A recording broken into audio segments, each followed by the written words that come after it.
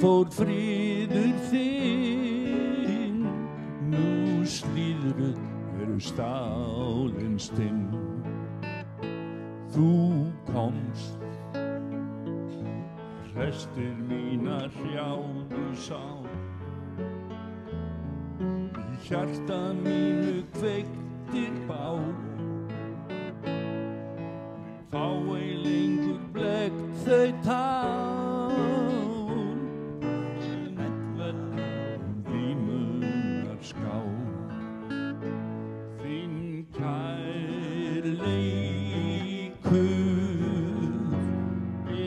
hverju sverði beittari, hann umber allt,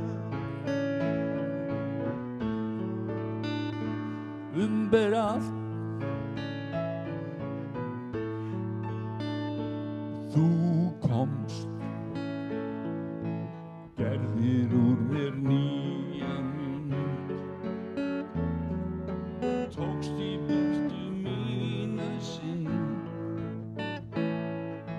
hastaðir á hatursins vind, gafst mér drekk af lífsins lind.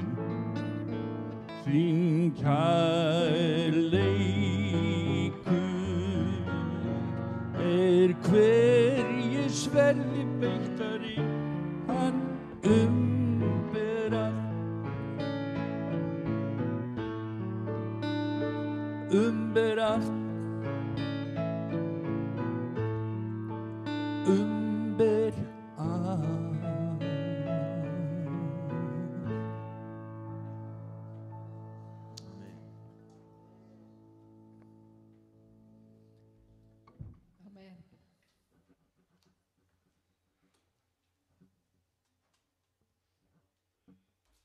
Ég langar að lesa fyrir ykkur úr Póstulasögunni 2, tilefni dagsins. Þá upp var runninn hvítasunnudagur, voru þeir allir saman komnir. Var þá skyndilega gnýr af himni eins og aðdirrandi sterkviðis og fyllti allt húsið, þar sem þeir voru. Þeir birtust tungum eins og eldi væru, hvísluðu og settust á hvern og einn þeirra. Þeir fylltust allir heilugum anda og tóku að tala öðrum tungum eins og andinn gaf þeim að væla. Ég langar líka að lesa frá Póstulasögunni 4.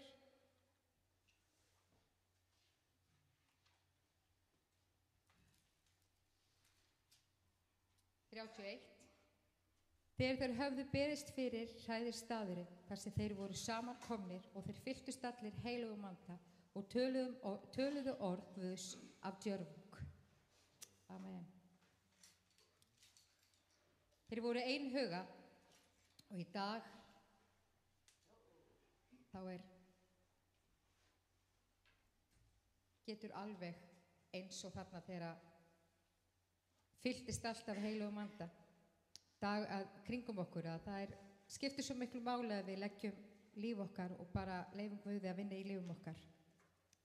Mér langar að við biðjum fyrir bænarefni sem að stendur mér alveg ótrúlega nær. Dóttir hans Tedda barnsafandi og yngsta dóttir hans, og hún var að fá fréttir að barnið sem hún ber undir belti með hjartagalla og þarf að gangast undir aðgerð leið og drengurinn fæðist. Við erum að biðja Guð að allt gangi vel og hann lækni drenginn í móðurkviði, og líka verið að biðja ef að þetta það sem þarf að gerast að þurfi aðeins, eins og þeir segja, að það þurfi vonandi að fara bara í eina aðgerð. Þannig að við biðjum fyrir því og líka bara biðja fyrir foreldrunum. Þau eru eðlilega stressuð og hrædd. Þetta 3. barnið þeirra og það búin að vera svolítið innan fjölskyldunar. Við erum búin að vera að biðja fyrir þessu og mér langaði að leggja þetta fram hér í dag og þau báðu að fólk að biðja fyrir þeim.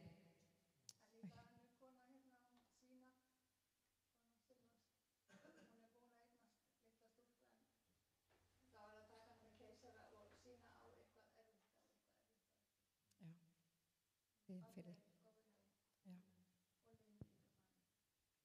Hvað sér þið? Já.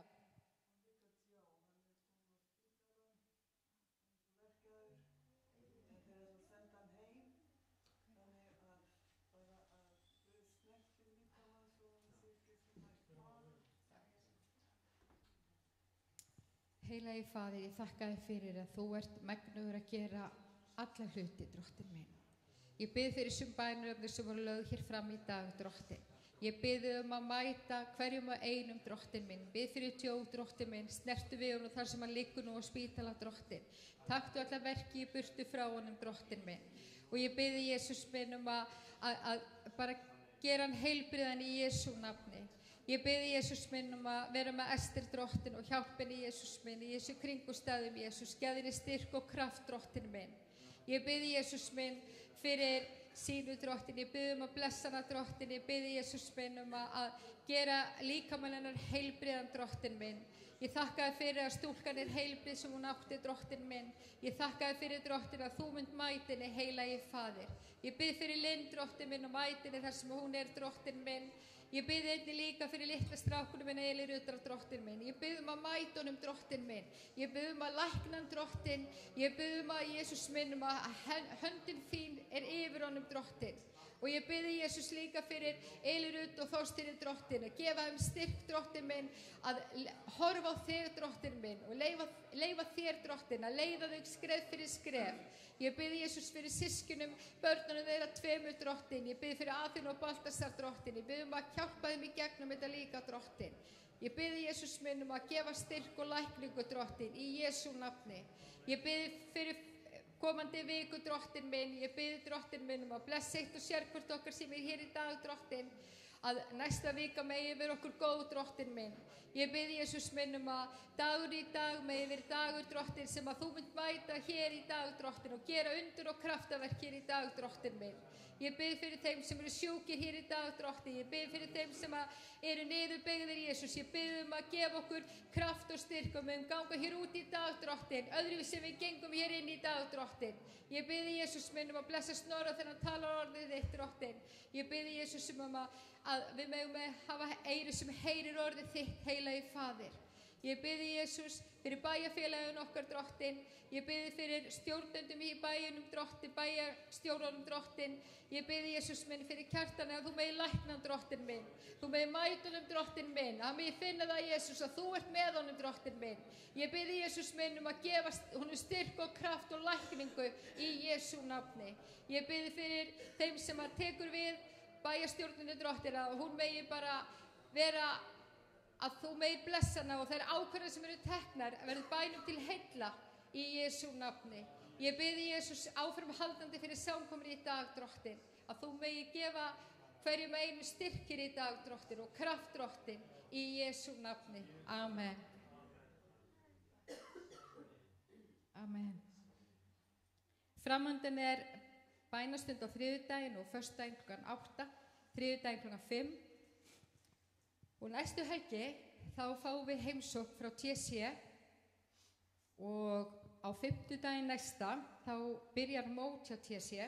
Þau eru einmitt 5 ára og það eru erlendi gestir. TC. Þýða? Team Challenge. Team. Hvað sér þau? Unglinga áskorun. Það var bara aðtöku til því vissu þetta. Stakið á. En fyrir fullorðið fólk í rauninni sem fæða á Íslandi. Það svoleiðis. Þá veit ég það.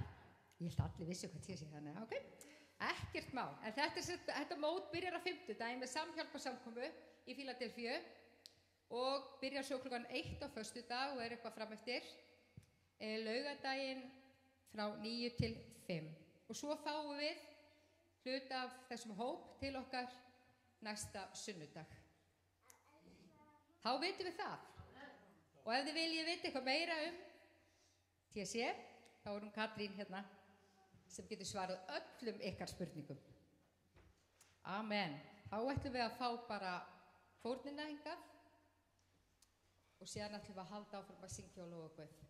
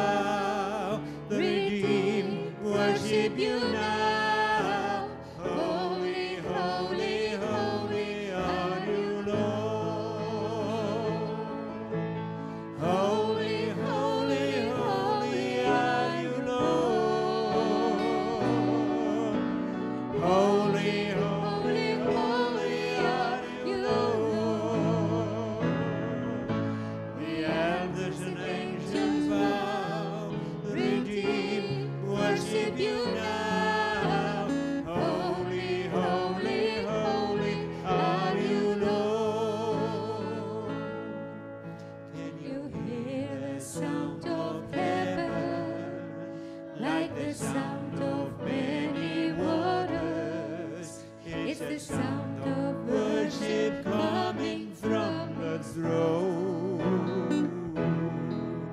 There are cries of adoration as men from every nation lift their voice to make His glory known, singing, Holy, holy, holy are you, Lord. Holy, holy, holy are you, Lord. The elders and angels bow, redeemed, worship you now. Holy, holy, holy are you, Lord. Oh, holy, holy, holy are you, Lord. Holy, holy, holy are you, Lord. The elders and angels bow, redeemed, worship you now. Holy, holy, holy are you, Lord. Can you hear the sound of heaven, like a sound of many waters? It's the sound of worship coming from the throne. There are cries of adoration as men from every nation they lift their voice to make His glory known, singing, Holy, holy, holy are you, my Lord. Holy, holy, holy are you, Lord. The elders and angels bow, redeemed, worship you now. Holy, holy, holy are you, Lord. Holy, holy, holy are you, Lord. Holy, holy, holy are you, Lord. The elders and angels bow, redeemed, worship you now. Holy, holy, holy are you, Lord. Holy, holy, holy are you, Lord. Hallelujah. Oh, hallelujah, hallelujah, precious Lord. Holy, holy, holy are you,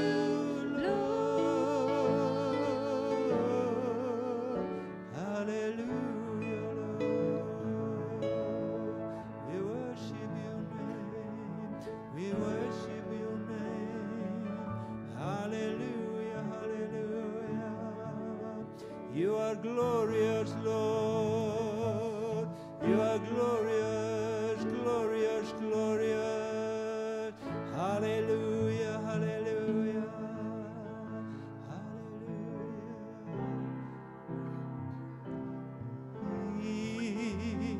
He's all of diseases. He gives strength to the weak.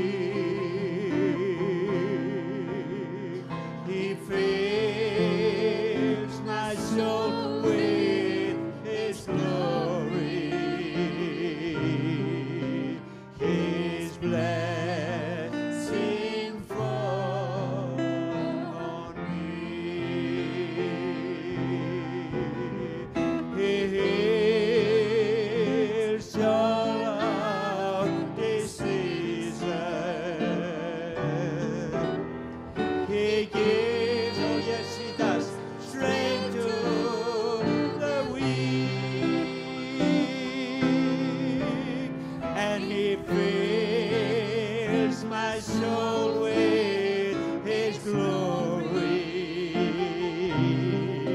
His blessings fall on me. Oh, here's all our diseases.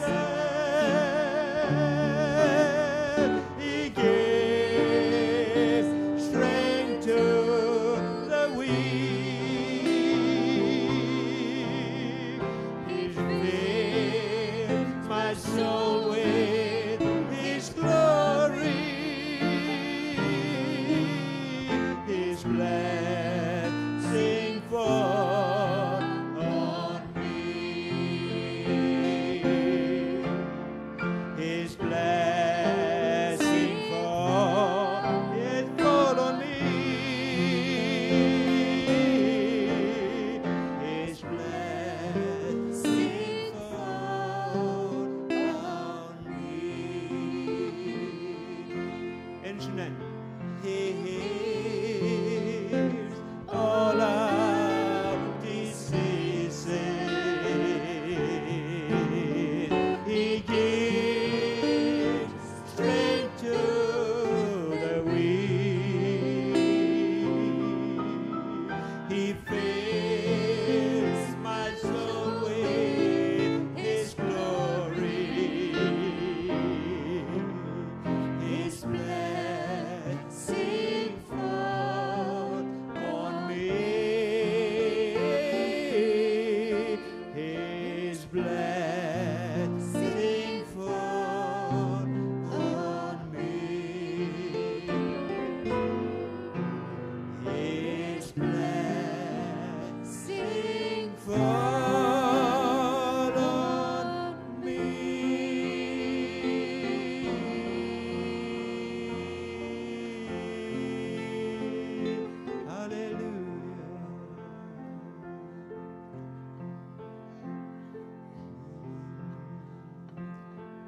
There is none like Thee. There is none like Thee. Oh, You are worthy of honor, God. You are worthy of glory. There is none like Thee. There is none like Thee. There is none like Thee. You are worthy of honor, God. You are worthy of glory. There is none like Thee. There is none like Thee. Oh, there is none like Thee. You are worthy of honor, God. You are worthy of glory. There is none like Thee.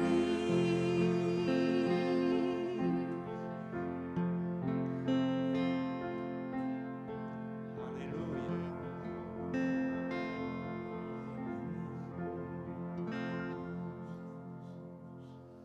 Amen.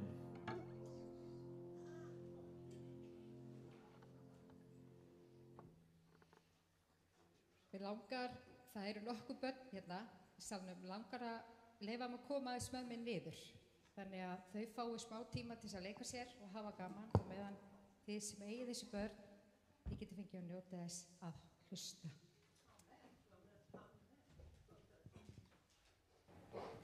Ekki það að börnin eru ekki truflun, en við bara í þekki það eigin raun eiga börn. Þá njótum við þess betur að hlusta á þess að hafa áhyggjur af því hvað þau eru að gera. Gjör svo vel, Snorri. Þakka þér fyrir.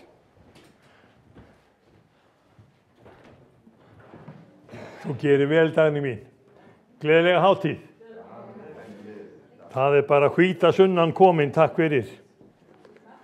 Og okkur finnst náttúrulega alveg vera ástæða til þess að rifja upp hvað hvítasunnan en ég ætla að fá að byrja á því að fara svona takk út fyrir sviga. Hér vinkona mín frá Höfn í Hornafirði, hún Ingileif, ásamt dóttur sinni, komdu hérna og heilsa aðeins upp á okkur. Ég kynntist henni þegar við fórum saman eina ferð til Ísraels og það var alltaf mjög skemmtilegt að vita hvað þú gast lagt til málanna. Það sem ég ekki vissi, það vissi þú.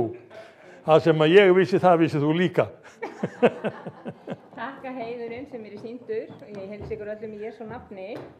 Það er mjög gaman að vera hérna. Líka hérna þessi mikrofón. Já, heyrið í mér, já, núna er þetta fínt bara. Nei, ég heilsa ykkur öllum í Jesú nafni. Og það er alveg sérstök gleði á mig að vera hér á. Þetta er náttúrulega mesti hátíðisdagur okkar hvítasunnu. Já. Það er ekkert annað í boði. Ég meina, hvar vorum við stödd áður en að Jesú fullkomnaði lögmálið? Já. Við gáðum ekki frelsa okkur sjálf. Og svo segir hann, ég er farin til þess að þið muni fá hjálpara. Þau eru þessi hjálpari. Ekki heila á landi. Já. Ha? Og sem að við fylltumst á hvítasunnudag. Og ég meina, það er alltaf stef þessar samkomu það. En mér finnst rosalega gaman. Við hefðum aldrei getað frelsað okkur sjálf. Það er alveg örugt. Við eigum allt undir Jesús. Það er bara svoleiðis. Og bara fá að vera þeirra aðveist við vitum ekki hvað við erum í miklum bara forréttinda flokki að fá að vera frelsuð. Já. Ha? Já. Fá að taka við heilugum anda. Fá að leiðast af heilugum anda. Ha? Já. Og en við fattum það ekki neitt, alveg, alls ekki, nei, og ekki ég heldur. Hvað við höfum, hann segi, þeir meiri verk munu þeir gera sem eftir mig koma, þetta er ekki. Við vitum ekki hvers konar, hvað segir að þegar vatni var farið að taka í Ökla og svo var það taka í, ég sé ekki búin að undirbúa myndir hérna, og svo var það farið að taka í Hnén og við eigum bara að synda í heilum, það er ekki öðruvísi. Ha? Svo er ég innilega að heilsa frá Hvítasunnu kirkjunni á Höfn í Hornafirði og það er mér sérstaklega ánægð að kynna það er líka blessum það í dag. Það er alltaf eitthvað að gerast hér í Drottins. Takk fyrir. En hvað er samhengi með þig og kartöflur og Ísrael?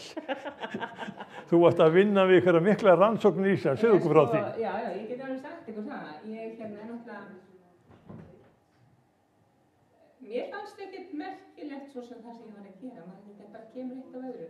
Ég er kynbótamannskja og sérfræðingur í ljóstillífun og svona samverkandi þættir að þegar ég er í rannsóknunum þá kemst ég að því að Nikola gamli Tesla, ekki Tesla, hann hafði smíðað, gert teikningar tæki sem að væri hægt að nýta í mínar rannsóknir. Það voru tveir einstaklingar í Oxford og Cambridge sem voru að smíða þetta tæki. Og ég verði að hoppa með á hópinn og var til þess að ég gat sanna það sem ég hafði haft í huga. Ég held að Guð gefi svona að finna einstaklinga í sambandi við kynbætur af kartöflum eða, ég var nú að vinna aðra með kartöflur sem að héldu lífmassa framleiðslu sinni þá að hitastig hækkaði mikið eða lækkaði mikið. Og ég gat notað þetta náttúrulega í mínar rannsóknir og svo fór ég niður til Ísrael og Askenasi-gyðingana vantaði kartöflur því að kartöflunar uxu ekki við svona mikið hita eins og í Ísrael. En þeir tókst að finna kartöflur og eru bara nota þetta og vissu að Guð svo góður við að hafa búið að gefa eitt afbrigði áður svona fyrir algjörðu tilviljun sem ég gátur rætta sem heitir Ómæja. Við hafa komið mörg fleiri í gegnum þessar rannsóknir og ég var þarna og kynntist bara hvað Guð er góður og hvað Guð gefur sér þjóðum mikið. Það er ótrúlegt. Já, þessar rannsóknir hafa verið notaðar líka bæði í Kína og Texas, Mexíkó, Spáni og Japan. Svo sagði Guð er góður. Amen. Ég hef ábyggilega ekki hann geta metta marga munna í gegnum hans hjálp og leiðsögn. Akkurat. Sömu leiðir. Þetta trúsystir ykkar. Við sjáum það að vísindin þau ná víða, meira það innan okkar veggja. Innilega kveðjur austur á Höfn og þetta móðurina Kristínar sem hérna meðal okkar.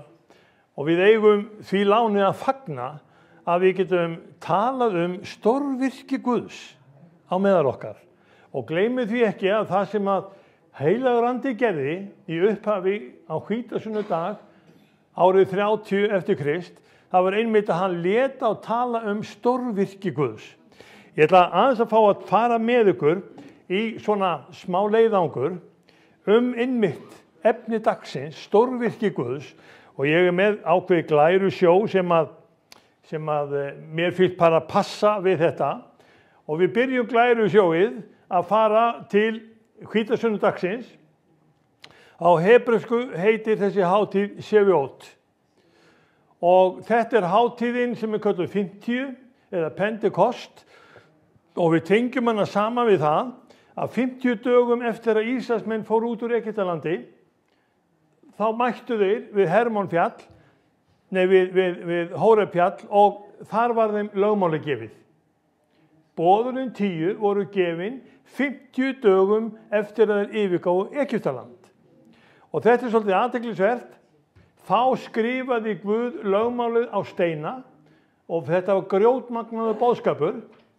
Núna, 30 eftir Krist, þá skrifaði hann sitt nýja lögmál í hjörtum mannana. Þá gaf hann okkur sinn heilaga anda og þegar þeir fóru að tala nýjum tungum og gerðu undur og stórmerki, þá fengum við þetta frá þeim að við heyrum þá tala vorum tungum stórmerki Guðs. Hver eru stórmerki Guðs í dag? Ég ætla aðeins að fara með ykkur í svona smá leiðangur stórmerki Guðs og hann Þórir hann smetti svona glærum upp sem að passa við efnið og næsta glæra stórmerkið að Jesús Kristus skuli hafa skilið gröf sína eftir í eyði.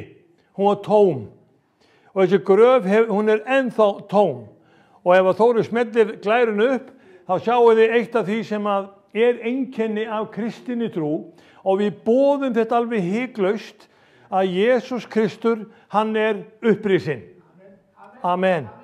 Og þetta alveg stórkostlegu boðskapur sem að við eigum. Bara Jesús Kristur upprisinn. Ég fór inn í þessa gröf. Og þessi gröf, hún bara blasir svona við löpum þarna inn. Hann ekki hér, hann upprisinn. En það á nú að sjást hérna á veggnum, en það sennilega ekki nógu gott. Það svona lítill prjónn sem hangir á veggnum hægra megin við mig. Þessi litli prjónn, ég setta þarna á, hann með segli. Ég fann í veggnum að það var járnnagli. Segullinn, hann greip strax naglan og þegar hann greip naglan þá vissi ég, þetta var sönnun þess að gröfin hafði verið innsigluð. Það aðeins vitað eina gröf í Ísrael sem var innsigluð. Og það svo athyglisvert að þessi gröf sem var innsigluð var gröf Jesú Krist. Svoleiðis að segullinn, naglinn, þeir tala ennþá þessu máli, gröfin Krist. Og það stórmerkilegt að við skulum geta sagt þetta svona, að gröfin sem Krist, hún skuli vera innsigluð og opin. Og við vitum líka að steinninn sem var lagður fyrir gröfina og konurnar spurðu, hver getur velt frá okkur steininum? Þið sjáu steini hér á myndinni, hann í Jórdaníu. Hann hinum megin, þetta upp á fjallinu Nebo. Nebo fjallið þar sem Móse dó. Og steinninn geymdur þar, þeir tóku steininn í upphafi síðustu aldar og fluttan þangað. Og við sjáum alveg að steinninn, bergtegundin og gröfin, bergtegundin, þau tala sama máli. Þetta alveg frá sama efni og frá sama stað. Steinninn var tekinn, honum var velt frá og nú getið rétt ímyndað ykkur þegar við sjáum þennan stein hvort að konurnar hafi ekki verið undrandi og þurfti að spyrja hver getur velt frá okkur steininu eða fyrir okkur steininu frá gröfinni. Þær sáu það að þetta var þeim algjörlega ofviða. En svona eigum við hlutdeild í verki heilags anda að hann að setja til okkar og rifja upp fyrir okkur undur, tákn og stórmerki. Og þetta fengu þjóðirnar að heyra og við erum enn að tala þessi stórkostlegu atriði sem staðfesta að ritningarnar eru að segja okkur satt. Það ekki langt síðan að það var næsta atriði sem kom í ljós. Þeir voru að grafa í Herodíum. Herodíum virki sem lítur út alveg eins og eldfjall. Þetta rétt austan við Betlehem og við höfum sum kannski komið þangað. En þetta virki var þeim svona ráðgáta þegar þeir voru að leita að gröf Herodesar konungs. Herodes sem að dó svona 3 árum áður en Jesús fæddist eins og sagt var. Því að sagt að Jesús hafi fæðst svona árið 7 fyrir Krist og Herodes dái eitthvað 3-4 árum síðar. En þessi Herodes, þegar vitringandi komu til hans, þá vildi hann endilega fá að sýna barninu lotningu og virðingu. Og hann bað vitringana að koma til sín þegar þeir voru búin að finna barnið. Og það var ekki vottur af virðingu sem hann ætlaði að sýna Jesú Kristi, hann ætlaði að farga honum. Og þegar þeir sniðgengu Herodes, vitringarnir, og Herodes átta sig á því að hann fekk ekki vitringana tilbaka, þá lét hann drepa drengina í Betlehem 2 vetur og þann af yngri. Þá vissu þeir ályktuðu að gröf þessa manns væri að finna í Herodíum og fornleifafræðingarnir fóru að grafa og opna og sópa og prýða. Þeir finna koparhring og koparhringin höfum við mynd af hérna fyrir framan ykkur og ef þið getið lesið grísku eða hvort þið lesið grísku eða ekki, þá finnið þið stafina P-I-L-A-T-O. Pílató. Hver var Pílató? Þetta innsiglishringur Pílatusar. Þeir finna hann í Herodíum. Þetta konungurinn sem að vildi farga Jesú Kristi í upphafi daga hans. Þetta konungurinn sem þekktur fyrir að drepa lítil börn. Þetta konungurinn sem Biblían greinir okkur frá. Af hverju nafn hans ennþá til okkar? Nei, þetta ekki konungur, þetta konungur sem dæmdi Jesú auðvitað. Pílatus. Og Pílató, hann var bara maðurinn sem gat ekki staðið í lappirnar. Hann sagði reyndar við gyðingana, ég finn enga sök hjá þessu manni, og þá átti hann að láta Jesú lausan, en það var hrópað, gef oss Barabbas lausan, krossfestið hann. Og Pílatus lét undan lýðræðinu. Athugið það. Lýðræðið réði þá, og það kostaði þá Jesú Krist lífið. En auðvitað var þetta í áætlun Guðs. Auðvitað var þetta bara til þess að við sjáum hvernig sögunni vindur fram. Næsta atriði sem ég með líka, sem ég finnst alveg passa mjög vel inn í þetta, og það það að tilverunar, tákn krossins, það innsiglað í þig og mig. Og það til eggjahvítuefni sem heitir laminin, og þetta eggjahvítuefni, það svona eins og kross. Og hvað svona merkilegt við þetta eggjahvítuefni? Það hefur það eðli að það tengir saman frumurnar í líkamannum. Þess vegna halda frumurnar sig svona í ákveðnu formi.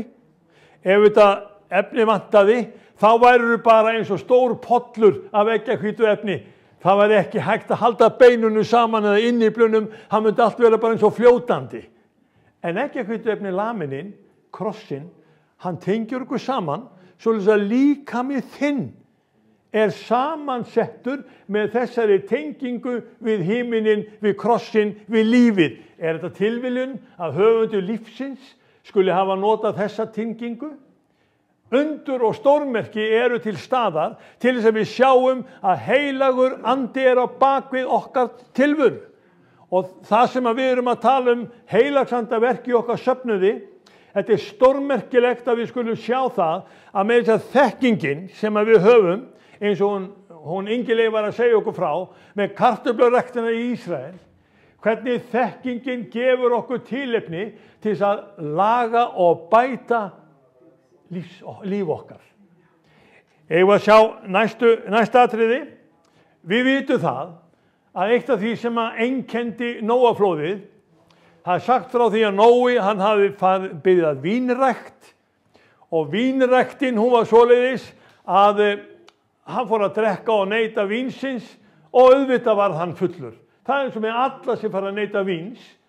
Það er einkenni á vínneyslu, menn verða fullir. Kannast þið þetta? Þið þurfum ekki að svara mér.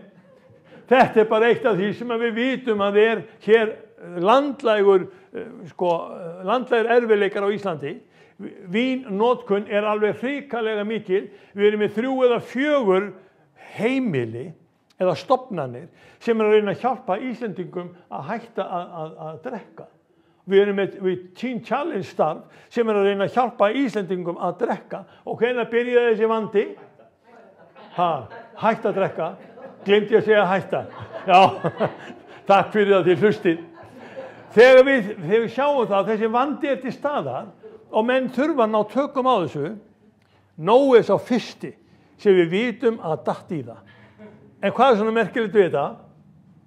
Af hverju er Móse að segja frá því? Af hverju kjaftar hann frá? Af hverju leyfir hann ekki okkur vita bara að Móse var heilagur maður og vammlaus og hann datt aldrei í það? Nei, þau segja bara satt frá. Og það sem er svo merkilegt. Nói, hann settist að það sem er kallað Araratfjöll.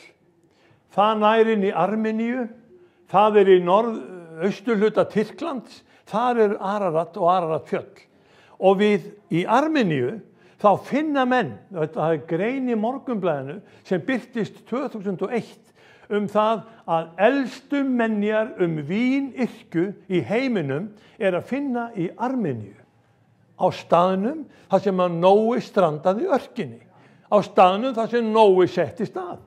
Á staðnum þar sem að Nói hóf vínrækt og datt í það. Og er þetta tilviljun? Við erum að sjá að hvað þetta er annað. Þá eru fornleifafræðingar og fræðingarnir fyrir að ýta að okkur þekkingaratriðum sem benda okkur á það, ritningarnar er að segja okkur satt. Eigum að halda aðeins áfram.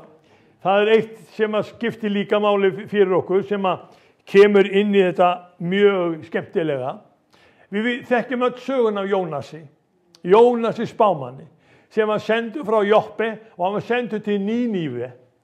Og hann stökk í sjóin eða honum flykti sjóin, fiskurinn gleypti hann, fór með hann trúlega inn í Svartahaf, spúði honum á land og Jónas fór til Níníve og flutti boðskapinn.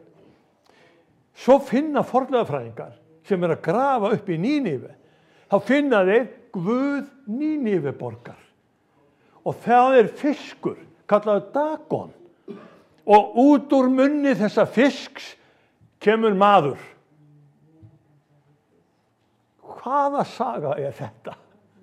Hvað er að gerast þegar fornleifafræðin er að benda okkur á það að sögur Biblíunnar er að finna á stöðunum þar sem Jónas fór. Þetta var eitt mesta tákn sem að Jesús Kristus talaði að gyðingarnir fengju að sjá, ekki stærra tákn en Jónas á táknið. Og hvernig var það hjá Jesú Kristi? Jú, hann var sendur inn í gröfina, en gröfin gat ekki haldið honum. Alveg svo Jónas, hann var sendur inn honum í fiskinn, en fiskurinn gat ekki haldið honum. Boðskapurinn frá Guði mundi koma fram.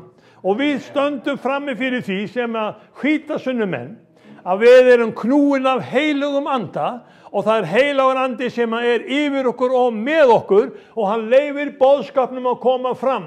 Við höfum hvað eftir annað. Reynt að fara á móti spámönnum og postulum, það hefur reynt að stöðva þennan boðskap kristinna trúar í gegnum aldirnar. Og þið vitið sögu píslavottana. Þið vitið eitt og annað sem hefur gerst í okkar lífi. En það er eitt einkenni á boðskap Jesú Krists.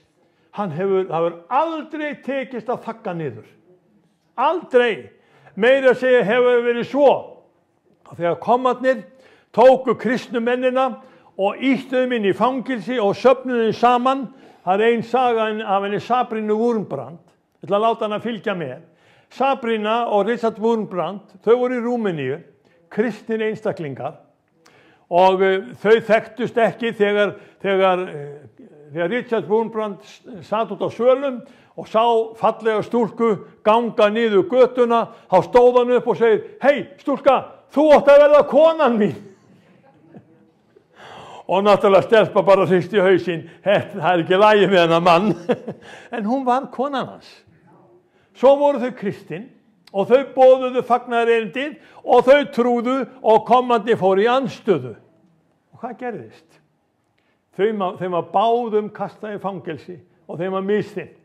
Einu sinni kom Richard Wurmbrand hingað til Íslands, predikaði hjá okkur í Reykjavík, í Fríkirkjunni og það var afar merkilega sögur að heyra frá honum. Konan hans lenti líka í fangelsi. Þegar hún kemur í fangelsi, þá mætur hún bara fullt af flott klæddum konum sem voru allar framámenn eða framárkonur í kommunistaflokki í Rúmeníu. Af hverju voru þær í fangelsi? Og þegar þær sjá Sabrínu Wurmbrand, kristnu konuna, þá var alveg umsvifalaust farið til Sabrínu og hún var beðin að biðja fyrir þeim. Og það var bænastund eftir bænastund eftir bænastund. Þegar þær voru lokaðar inn í fangaklefunum, þá var allstaðar grátur og gnistran tanna nema hjá Sabrínu. Hún vissi það að hún var í hendi Guðs. Og í stað þess að einangra konuna, þeir áttu sig ekki á því komandi hvað þetta var hættuleg kona, hún fór alltaf að vitna og tala við konurnar og biðja fyrir þeim. Hún umbreytti fangelsinu í vakningastað. Þetta var kirkja. Af því heilagur andi sem í henni var, umbreytti kringumstæðunum. Hvað heldur að Guð geti ekki gert hjá þér? Ef þú ert í einhverju vonlausu ástandi, hætt að líta á vonleysið, farðu að líta upp. Horfðu til þess hvernig Guð hefur komið fram. Sérðu hvað Guð gerði á dögum Móse, á hverju senda hann 2 milljónir manna út í eyðimörkina og þau lifðu af. Það var vatn að fá, það var mat að hafa, Guð sá það að heilagur andi skaffaði það sem við þarf. Hvað heldur að Guð vil ekki gera í þínu lífi? Íslenska þjóðin, hún að ganga á göflunum út af því að hún að umbreyta kristninni og umbreyta kirkjunni og hún ætlar að hafa þetta svo lýðræðislegt að allir menn fá að gera það sem þeim líkar og það sem þeir vilja. Við erum að tala um allt aðra kristni. Við erum að tala um kristni sem kalla fram hegðun sem Guð hefur velþóknun á. Þú verður áttað á því að hegðun þín og lífsmáti, hann er líka vitnisburður um það hver ræður og ríkir í þínu lífi. Heyrðu ég með? Ég er ekki alveg búið með þetta, við eigum svona 20 glærur eftir, já, ekki alveg svo. Förum með Móse, þessi glæra sem að þið sjáið, ef þetta væri nógu stórt fyrir ykkur, þá myndið þið sjá það að hérna er nafnið Mídían. Sjáu þetta? Mídían, hvað er það? Hvaða máli skiptir það að hafa Mídían á þessu stað? Þetta er Sádi-Arabía, þetta er ein besta olíustöð eða olíuvinnslustöð Sádi-Arabíu. Á hverju heitir hún Mídían? Hvert fór Móse með Ísraels líð þegar hann fór út úr Egyptalandi? Hann sagt hann hafi farið með þá til Mídían. Og postuli talar um það að Hórefjall, það er í Mídían. Það er í Sádi-Arabíu, segir hann. Og við erum staðsett, samkvæmt landakorti, á þeim stað þar sem Móse fór með Ísraels líð yfir Rauðahafið. Það er þarna Núeba, það er efst uppi. Þar var eyði, þeir fóru þar yfir og þar vitaðir að hafið klofnaði. Og hvernig vitaði það? Jú, þeir hafa sendt myndavélar þarna niður kafbáta með botninum. Og hvað finna þeir í botninum? Alls það finna þeir kóralla. Og kórallar, þeir hafa eitt einkenni, þeir vaksa ekki í sandi. Þeir verða að festa sig á einhverju steinum eða einhverjum hlutum. Þeir eru mjög algengir á bátsflökum og skipsflökum. Þeir festa sig þar. Og þá er svo athyglisvert að kórallarnir sem eru þarna í Rauðahafinu, þeir hafa form eins og hjól, eins og öxull. Þeir hafa opnað kóralla og sjá að þeir vaksa utan hrosshófa. Þetta er út allan botnin. Það er ein leið yfir Rauðahafið. Það eru 2 pyttir, sitt hvoru megin við þá leið. Þessi leið, hún er svona í 3 gráða halla, niður á eitthvað 100-150 metra dýpi og svo er það 3 gráða halli upp. Þetta er svona fínn gönguhalli, niður og upp. Það var staðurinn, það sem þið finna kórallana, það sem þið finna leifarnar af her faraós, það sem hafa fundið leifar af beinum, vögnum og hjólum egypskra vagna, og þetta er allt staðfesting á því að líklega er þetta staðurinn sem Ísraelsmenn fóru yfir. Hafið þið heyrt stórmerki Guðs áður? Eigum að halda aðeins áfram. Móse fór með þá til Egyptalands og þegar hann kemur þangað þá er það á hátíðinni Seviót sem að við sjáum að Ísraelsmenn voru með og fengu lögmálið og áttu síðan eftir að vera 40 ár í eyðimörkinni. 40 ár. Og það er svo athyglisvert líka við þetta að þeir áttu að fara inn í landið sem er ennþá deilumál. Landið sem fær flestar samþykkt í Sameinuðu þjóðanna gegn sér. Ég held að séu komnar á 188 samþykktir gegn Ísrael. Af hverju er Ísrael svona hættulegt? Hvað er að? Og við erum með hérna konu sem var að tala við okkur áðan, sem vann með Askena skýringum og hún kemur bara heil þaðan. Hvað er að Sameinuðu þjóðirnar þurfa að knésetja Ísrael? Og þetta er umdeilt svæði og þið heyrið fólk er að stíga upp og segja að þetta er bara byggt af morðingum og konuhöturum og vilja drepa bara konur og börn. Af hverju er málin sett svona fram?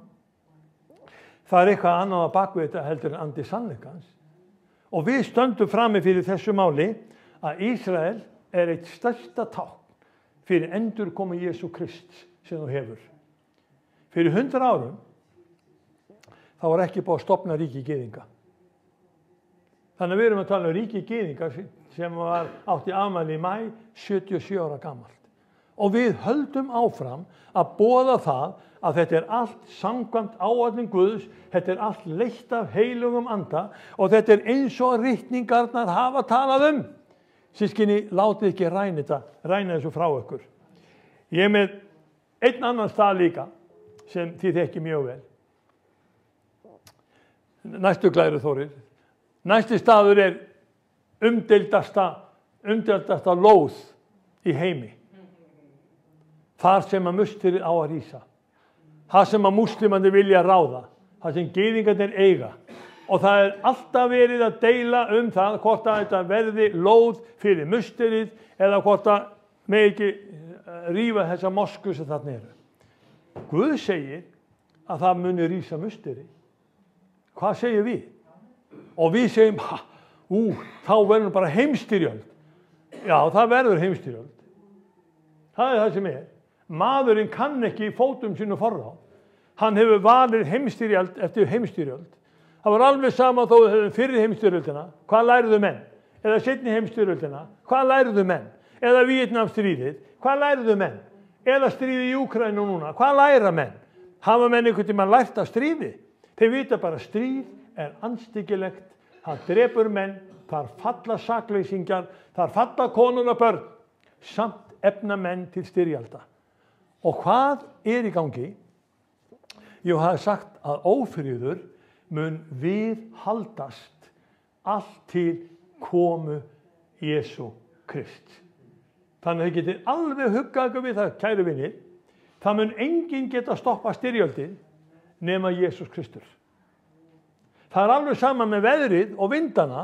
Menn eru gjarnan að segja við okkur að við verum að hætta að keyra bensínbílana eða díselbílana, þú ert að menga andrúmsloftið og þess vegna er hlýnun jarðar svona rosalega mikil og hættuleg. Það vita menn að við höfum aldrei getað stjórnað veðri og vindum. Við vitum bara einn sem hefur getað það. Hann hastaði á vindinn, hann hastaði á sjóinn og þá sögðu menn bara hver er þessi sem að stýrir veðrum og vindum? Viltu hafa þennan í lið með þér? Hann gaf sér sinn heilaga anda til þess að þú og hann ynnu saman og þið gerðu undur og stórmerki og tákn. Og Guð hefur ekki skilið okkur eftir út undan í eyðimörkinni. Guð hefur gefið okkur sinn heilaga anda til þess að við séum með honum, hjá honum og í honum. Mér finnst þetta eiga erindi allavega til mín. Þetta er einn af hlutunum sem að grípur mig, sem er stórmerki Guðs. Stórmerki Guðs sem heilagur andi kalla fram. Eitt í Jobs bók.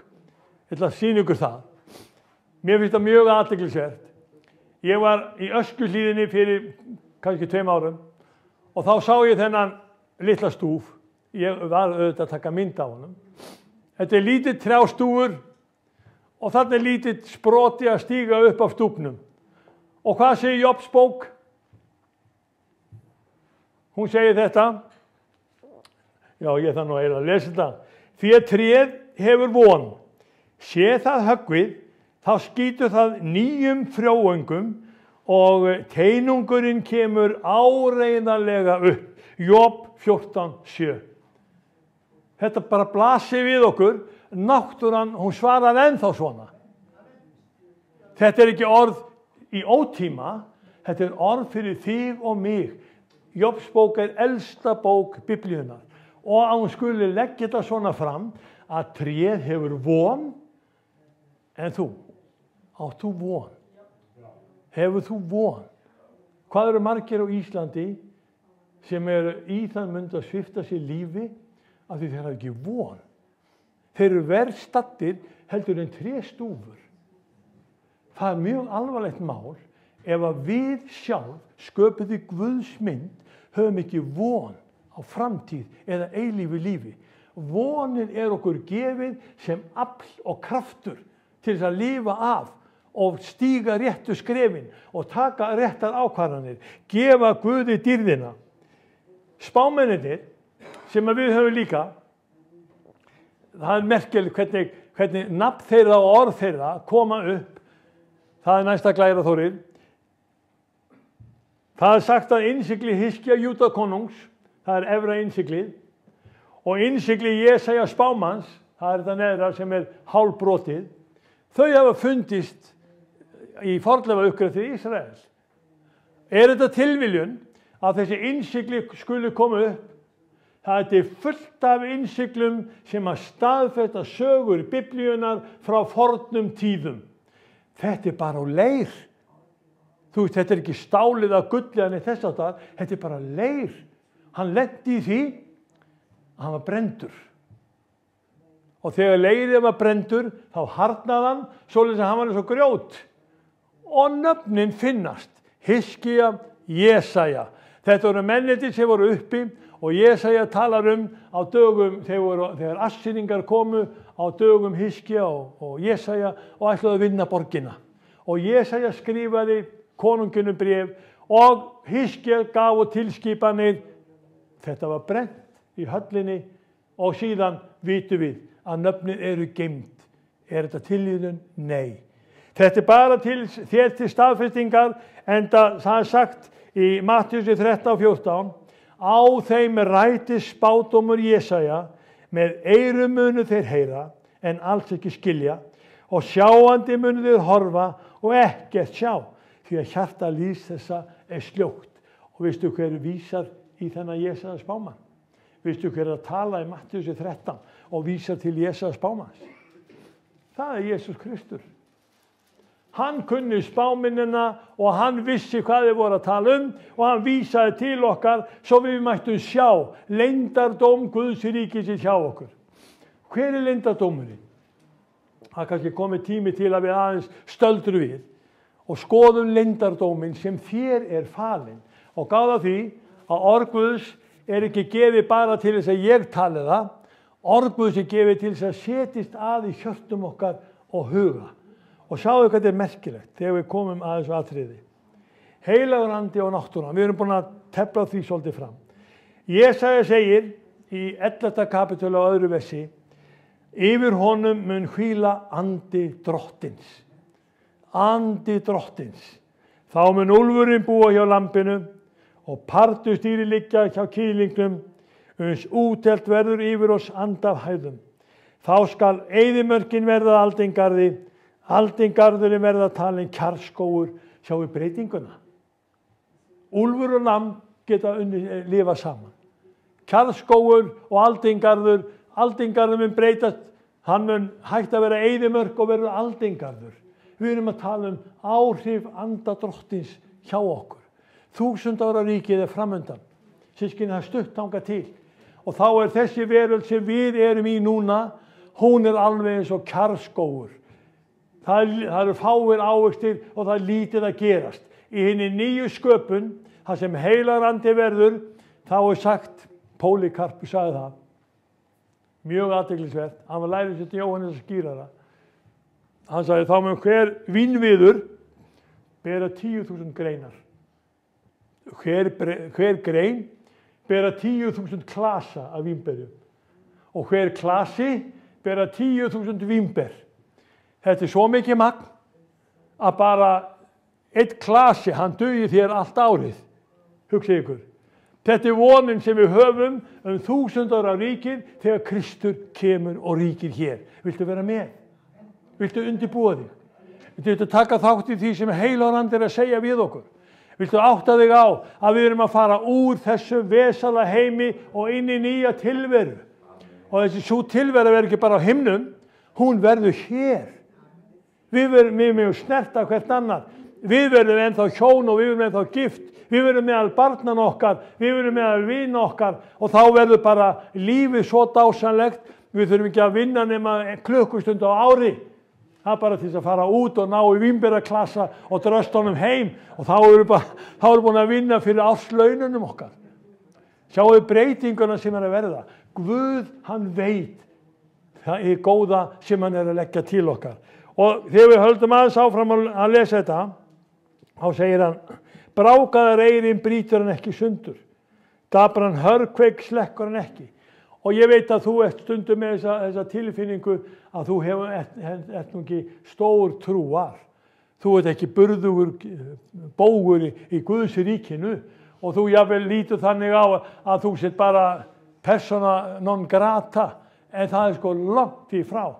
Brákaðar eyrin brýtur hann ekki. Þú finnir þig veika eða veikan, hann brýtur þig ekki, hann knósar þig ekki. Og þó að þú finnir fyrir því að það svona smá reykur í hörkveiknum en ekki eldur, þá vill hann glæða. Hann vill endurvekja, hann vill glæða eldinn, hann vill hjálpa þig til þess að þú sett þáttakandi í þessu stórkostlega starfi sem heilagur andi að vinna og búin að vera að vinna í 2000 ár. Að síðustu átt að fara með þig í smá söguferð sem að passa fyrir kristnina okkar. Ég fekk þetta kort, þetta fjallar keisarana sem að ríktu frá dögum Jesú og til daga Páls postula. Sá fyrsti sem nefndur það Ágústus keisari, það Sesar keisari og svo sá sem tekur við af honum Ágústus. Þá fæðing Jesú Krists. Hann ríkir þegar Jesús fæðist.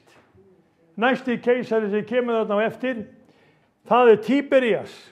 Og hvað var merkilegt með Tíberías? Það var á dögum Tíberíasar sem Jesús Kristur var krossfestur. Sagan bara greint svona niður mjög greinilega. Þriðji keisari sem nefndur þarna Kládíus. Kládíus talað í Postulasögunni 18. Hvað gerði Kládíus? Jú, hann rak gyðinga alla úr Róm. Og þegar Páll postuli kemur til Kórintu, þá mætir hann honum Akvilasi og Priskilu. Þau eru rekin úr Róm. Þetta voru gyðingar. Á dögum Kládíusar voru rekin í burtu. Svo heldur sagan áfram. Og þá komið hann Neró keisara, sem talin vera eitt spilltasti og svæsnasti keisari í sögu Rómar. Hver mætir honum? Hver kemur til hans? Það Páll postuli. Hann skaut máli sínu til keisarans. Og það Neró keisari sem að Páll postuli kemur til og það Páll sem að fer að vitna fyrir Neró keisara frelsissögu sína, hvernig það var í gyðingdómi, hvað Kristur gerði í hans lífi, hvernig Kristur var krossfestur, dáinn, grafinn, upprisinn, steigu til himna. Þetta var draumastaða keisarana í Róm að fá að vera eins og Jesús. Hann trylltist kallinn. Það hægt að lesa það í sögu Rómaveldis að líklega hafi hann ekki þolað þennan boðskap að Neró og hann gerði það verkum að hann kveikti í Róm eftir að Páll var búinn að vitna fyrir honum. Og hann kendi hinum kristnu ekki tenging þar. Þegar boðskapurinn kemur til okkar og fer frá okkur sískinni, við getum ekki alveg ábyrgst hvernig fólk tekur við. En við getum alveg verið fullviss það að boðskapurinn frá þér og úr þínu munni komið frá Guði, hann mun hafa áhrif. Og ef að þetta skapar söguna okkar svona eins og við erum að tala þetta undur og stórmerki, þá vitið við að boðskapurinn, hann hefur það mikið að segja til okkar að Ísland má ekki missa af honum. Haltu fast við það sem Guð hefur gefið þér. Stattu við það sem að Guð hefur sannarlega lagt til þín. Vertu andaðsmegin, vertu þeim megin sem segir Biblían segir og vertu sammála Biblíunni. Og Guð mun gera sig dýrlega hjá þér. Amen. Við skulum standa og gjöra svo vel og ég ætla að ljúka máli mínu svona. Ég þakka þér innilega fyrir hvað frábæra túlka að geta fylgt mér eftir. Þú gerir gott betur en það. Þú bara gerir. Þetta eru hæfileikar sem Guð leggur til okkar og ég afar þakkláttur fyrir að við skulum hafa svona mannesku í söfnuðunum. Drottinn blessi þig og Drottinn blessi manniðinn og læknan fullkomlega. Ég vil fá að heyra það að Guðs ríki og Guðs andi sé svo á meðal okkar að þeir sem eru sjúkir, þeir bara læknist. Það bara svo einfalt. Og megi heilbrigði Drottins koma yfir ykkur. Drottinn blessi þig og varveiti þig. Drottinn láti sína ásjón og lýsa yfir þig og sé þér náðugur. Drottinn upplifti sínu augliti yfir þig og gefi þér frið í Jesú nafni. Amen. Drottinn, þakka þér fyrir að við mun varveitast sem frelsingja þínir. Helguð af þér og heilugum anda, Íslandi til blessunar og þér til dýrðar. Heyri, amen. Amen. Takk fyrir samveruna. Gjörðu vel, Kitty mín.